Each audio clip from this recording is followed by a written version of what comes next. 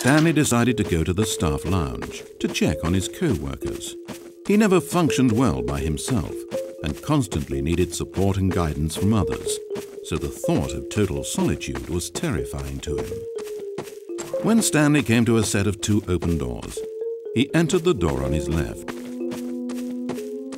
This was not the correct way to the employee lounge, and Stanley knew it perfectly well, so he turned left at the first open door and walked back in the right direction.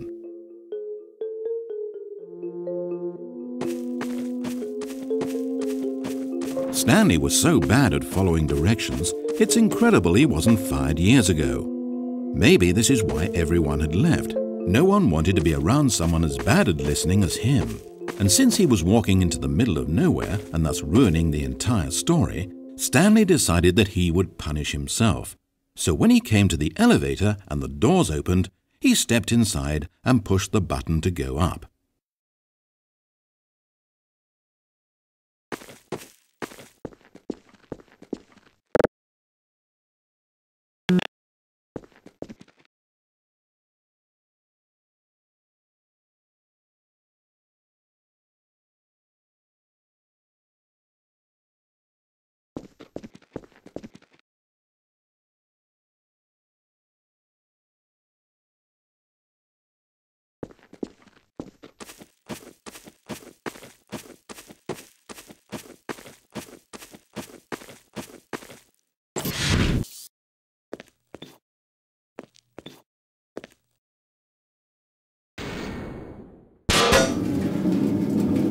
It almost perplexed Stanley that he had actually gone and stepped into this metal trap.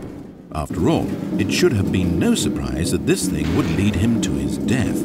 But he thought to himself, this is simply the price to pay for ruining a perfectly good story.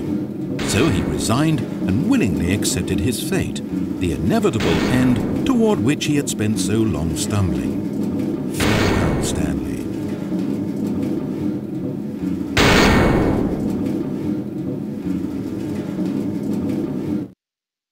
"Farewell, Stanley," cried the narrator as he sent his subject down the conveyor belt and into the enormous metal jaws. In a single visceral instant, Stanley was obliterated as the machine crushed every bone in his body, killing him instantly.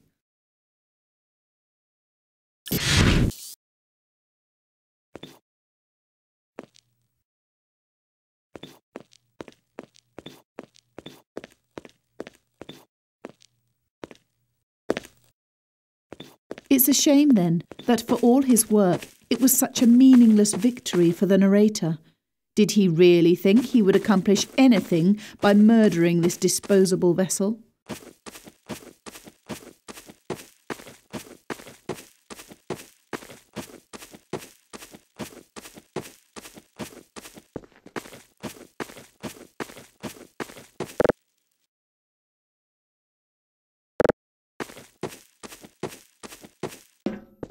Every possible choice Stanley could make had been designed for him long before he ever set foot here.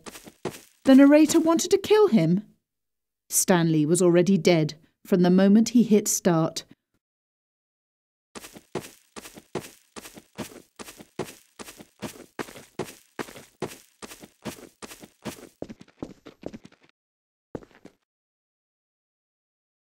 There's no salvation for either of these two, I'm afraid. The narrator had as little power over Stanley as Stanley did over the paths that he walked. But listen to me. This story is not over. You can still save these two. You can stop the program before they both fail. Push escape and press quit. There's no other way to beat this game. As long as you move forward, you'll be walking someone else's path. Stop now, and it'll be your only true choice. Whatever you do, choose